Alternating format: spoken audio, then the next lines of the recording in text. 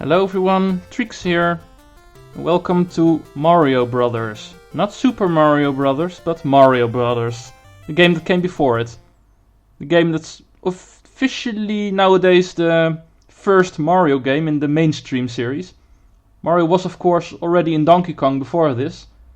However, Donkey Kong is because of Donkey Kong having its own series nowadays, are considered part of that series, making this one Mario's first official mainstream game. This is the game that introduces Luigi also, because this game has a 2-player standing, as you can see in the main menu. Whenever you go with 2 players, Mario and Luigi will both at the same time be at the screen. That's quite revolutionary for that time. 1983 is this game, by the way. And you will both play the same stage together. Unlike what other games used to do with 2 players standing, that you are split from each other, taking turns, wait for the first player to die or clear a stage, and then it's the second player's turn. This game actually has a simultaneous 2-player mode, a co-op, as we call it nowadays, co-op mode. Anyway, what is Mario Brothers? What are we doing here? Well, Mario and Luigi, or just Mario if you're playing 1 player, are tasked to clean up the sewers of New York, because yes, this is supposed to be in New York.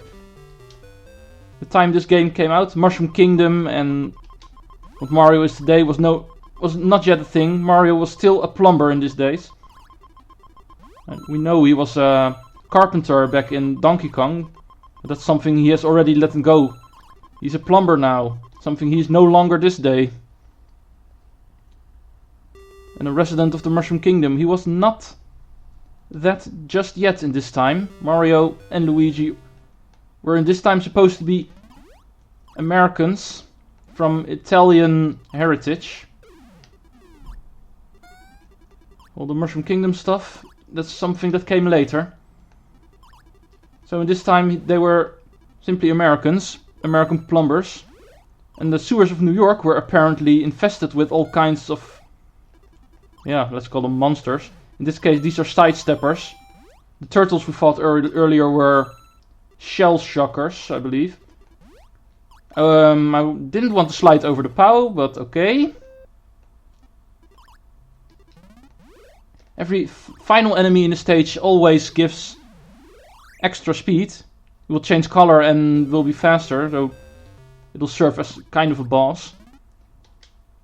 This game has no ending, by the way. Every time you clear a stage, you advance to a harder stage, giving you more enemies, more difficult enemies, and faster enemies.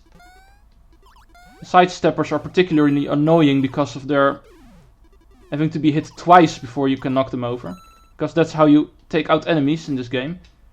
Knock them over and then you can kick them off the stage. Touching them normally before they are kicked over will result in a death. The life count is in the top of the screen. Staying on 1 floor too long will spawn a fireball. It's Nintendo's way of saying, hey, you stop camping. Go work for your score. Because once again, this game has no ending. It's an infinite loop of stages. The counter will keep going. It's not like when you're at stage 30 it will go back to 1. Ooh, yeah, that's another thing in this game. If you jump, it's not like the jump in normal video games, modern video games, as we know them now. Where you can turn around in mid-air and you can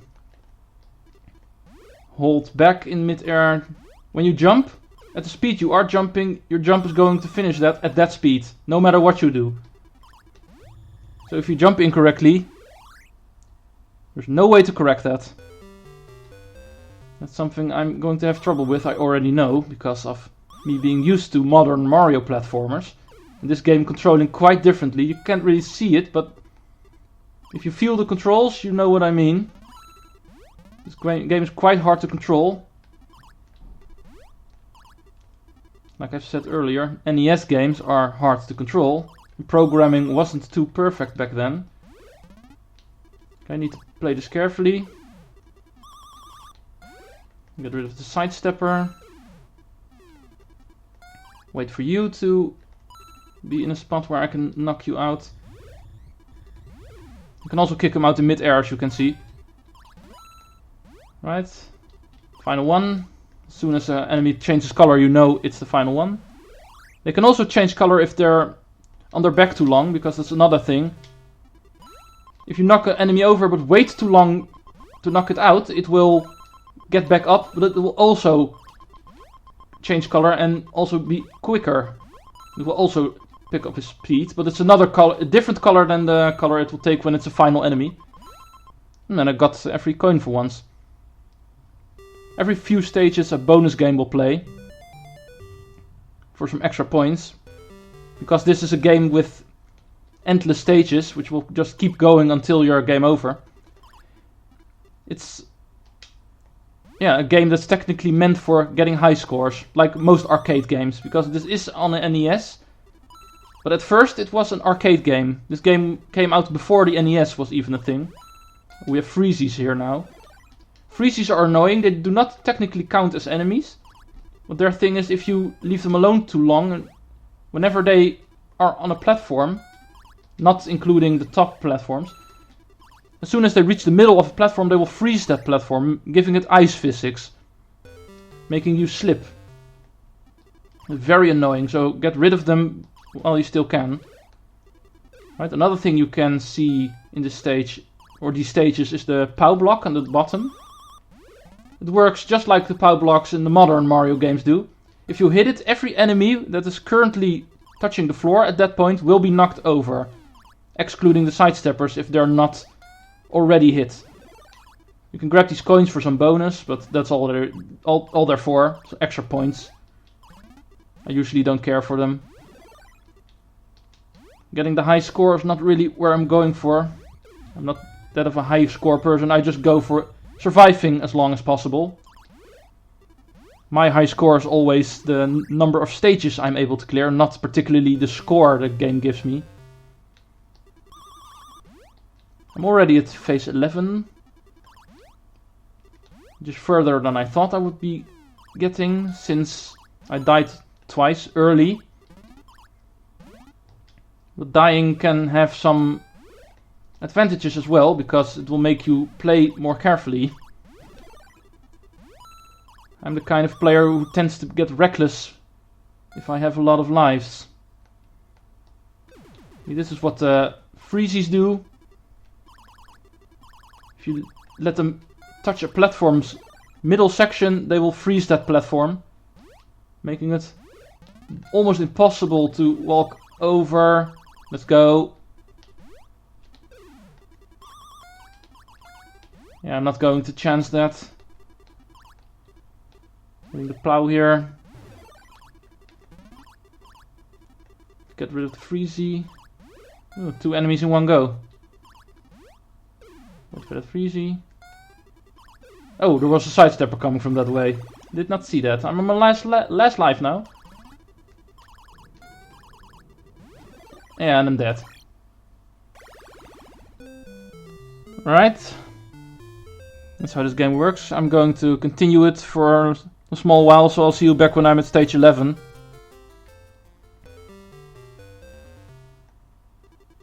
Can't have this video be too short, so I'm gonna keep going for a while. It's a pretty simple game, as you can see. It's in the early 1980s we're talking about, so what do you expect? This will be another single video for this project, because as you can see, we've already seen plenty of this game by now. But still, it's a fun game to play every once in a while. Appreciate its simplicity. And how did I survive there? It's what started the Mario Brothers. So that's already a reason to appreciate it. Although it's of course not Super Mario Brothers. That game is in a whole different league compared to this one. But it's quite obvious that Super Mario Bros. Does take a lot of its inspiration from this game. A lot of things from there with the platforming and everything. And even some of the enemies, because it's clear that the Koopas that are introduced in Super Mario Brothers are clearly based off of the shell shockers that are here. Because once again they look like them, but they're not Koopas. They're technically a different species.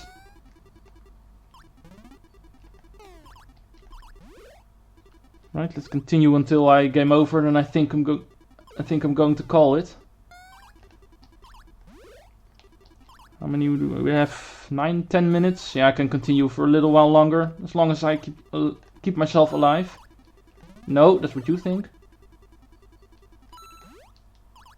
There's a couple of nifty tactics you could. Oh ho ho ho! Oof. Apparently, Mario walks the same speed as a speeding side shell shocker. Okay, lucky me for surviving that stage. Luckily, the ice platforms don't carry over. I think there is one version of this game where they do. It's another thing I need to mention. There's a couple of versions of this game, different versions. But I'm playing the original because I believe this game deserves to have its own spot in the list. Because this game does return in a couple of instances. It is a part of Super Mario Bros. 3. Where you can play a revamped version of this. It is also in every single Super Mario Advance release. Also a revamped version of this. But once again, it's a part of those games. It's just an option where you can play this game. And I think this game, because it's a separate release originally, its own game, that's what I'm meaning to say, I think it does deserve a place on my channel when it comes to all my games I'm going to be playing. It deserves to have its own spot. So that's why I'm playing the original version instead of just booting up Mario Bros 3 or one of the Super Mario Advances and play the game there. I might show it off when I get to those games, how this game is integrated in those games. But it's also its separate game, so that's why I'm making it its own project this weekend. Although it's only one video, because it's not going to be more than one video, let's be honest. There's nothing more we can do to explain what this game is all about in a video. You can play this game all you want if you would like it. It's on the Nintendo Switch nowadays in the NES Online. If you are a member of Nintendo Switch Online, you can play this game for free on the Nintendo Switch. Go away. I don't want to die yet.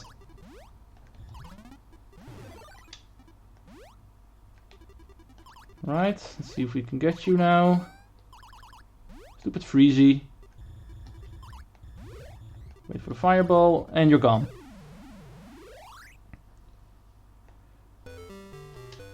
You know, like I was saying, Mario and Luigi being plumbers back then, being Americans back then, that's no longer a thing, both of them. It's already canon, not too long ago, but it's already canon that Mario and Luigi are indeed not plumbers, not anymore. It's no longer canon.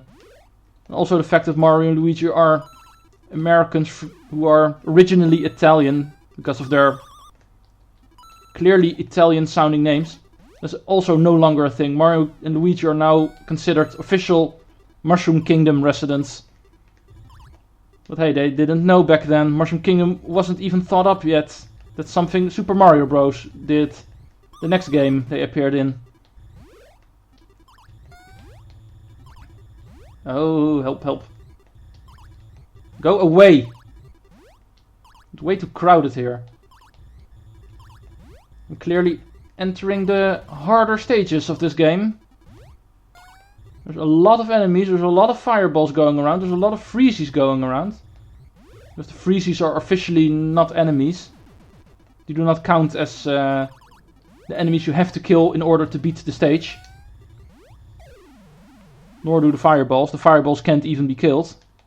Only the freezies you can, if you are quick enough. But you do not have to kill them. They're not considered part of the clear the stage. No, I'm making that last coin. Getting a certain number of points will get you an extra life.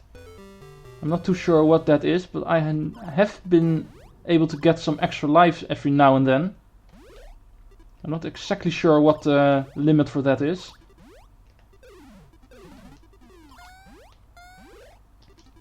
As you can see, there's no big difference anymore in the number of stages appearing.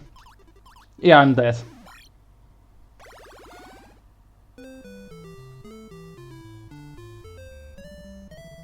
Game over. You could quickly show off game B, but if you go for game B, that's not that big of a difference.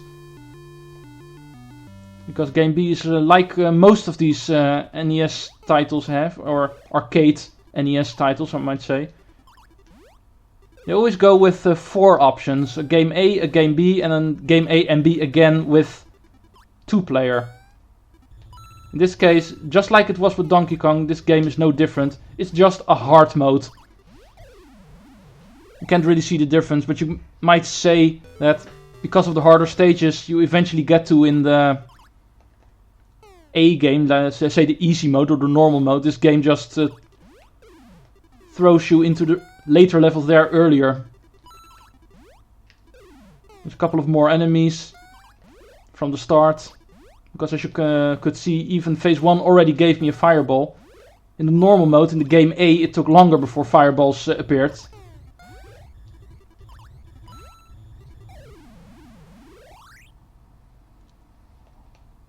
But still, I won't be able to show too much of this being new, because it technically isn't. It doesn't have that much of a big of a difference compared to the first game I played.